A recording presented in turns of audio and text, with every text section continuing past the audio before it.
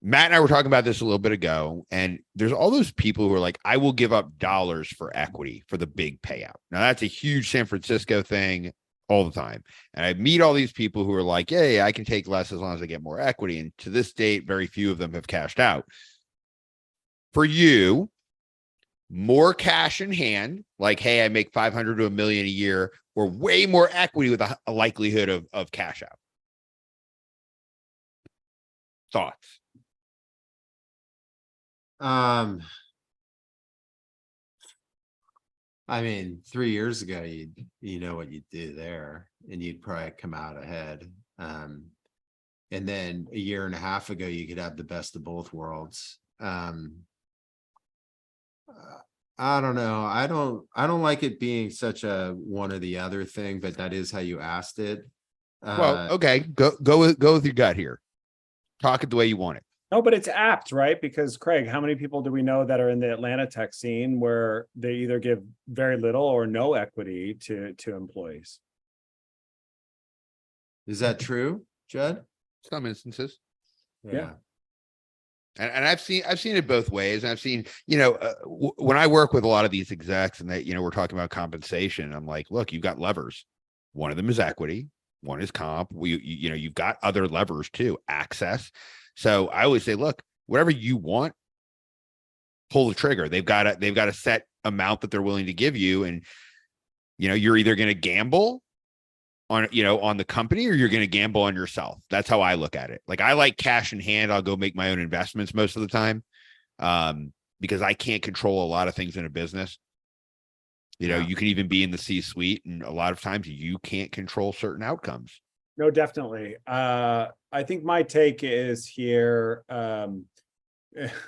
like all things, it depends. It's sort of like having an investment strategy. The closer that you get to your retirement, the more like of a sure thing that you want. So like in the earlier days of your career, your best, in my opinion, your best bet is to leverage more equity, but obviously everyone's financial circumstances are their own. And then if you're later in your career and you've been successful and you're still in the game, then the opposite could be true. You could be optimizing for more equity. I think, my perspective on it's always been here in Silicon Valley. It's very expensive to live in every way, shape, or form. You're not just talking about mortgage costs and rents and things like that, but you're talking about the cost of everything, driving around, dinner, if you have children, sending them to school, all that stuff is it's so expensive. And yeah, we make like really outsized salaries here, but you'd be shocked at how not far that money goes. And so the opportunity to capitalize in a big way wrapped around an exit, and you're getting a massive lump sum, those are really the only way to meaningfully change the quality of your life. I can't tell you, and this is going to sound like first world problem, whiny stuff, but like, I can't tell you how many people that I know who, might go from, say, making $200,000 to $300,000 in a salary on an annualized basis. And they're like, yeah, my life doesn't feel very different. And that would sound shocking to people in other parts of the world, but like the financial creep of just existing here is pretty nuts, right? You go from living in a place where you're spending $5,000 a month on rent to maybe a place that has enough space for you to have an office, and now it's $6,500, and like that's material expense increase, right? And so your increased salary is only covering, some bit of that. So I think your best bet is, to have a good financial advisor, to have that person give you sound advice, and to also have some professional mentors who've been down the road, right? Like, I've signed up for jobs where I took a lower salary and a higher equity, and then the job didn't work out, right? And so I was like, dang, I would have been a lot better off taking, 15% higher comp, because the reality is I'll never realize any of this value from this company. So Matt sounds like the guy who's like, I'm not a doctor, so I'm not giving you I'm not giving you health, but go talk to a financial planner. Yeah, by the way, if millions of people listen to the podcast, Matt right now would be getting thrashed on social for first world. I can't wait. You didn't mean it that way. I may become the most problematic host on this show. Might become. So no, I'm just kidding. I Yeah, I don't think there's an easy answer to that, Judd. Nope. Because and so I would agree with Matt. Everyone's situation's different. I'll just tell you how many times that in the non-head, like there's these gold rush moments in tech where it's like everything works. We're not in that right now. I mean, there's companies that'll work, but like you can't just throw your money out there.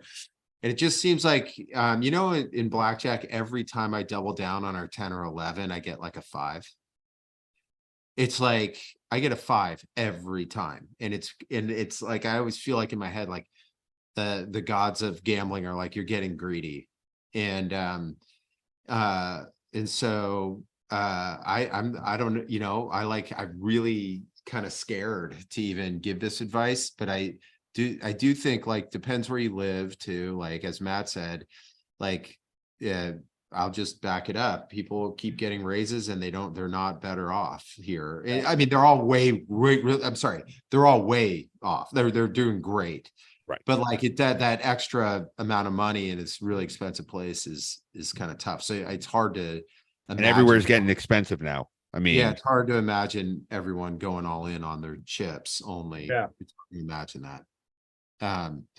There is nothing like showing up to work on that day and being there at 6 a.m. if you're on the West Coast, and your CEO's in the box ringing it in the IPO. I mean, there's truly nothing like it. Similarly, there's nothing like getting a deal transacted and being acquired, and when that check just clears on a random Tuesday and you're like, whoa, that's super great. There's also nothing like doubling down on your equity, buying it, and it costing you more than you want. Yeah, I think there's truly nothing like that. That is the pain is worse than the joy. Oh, it's so bad. Yeah. And a lot of people probably are like, damn, yeah. Yeah. And I mean, this is a problem that a lot of people understand right now. Like, one of the things that we don't often talk about when we look at the landscape over the last year with the layoffs is, like, there's a lot of people that had probably early exercised some of their stock and, like, worthless now. Yep. I mean, that is truly brutal. So It is. I empathize with anybody who's been through that. I've been through it. Yeah, a lot of us have. So, guys, thanks for tuning in to GTM Unfiltered. To hear our innovative insights and strategies, visit gtmunfiltered.com. Be sure to subscribe and leave us a review on your favorite podcast platform. Until next time.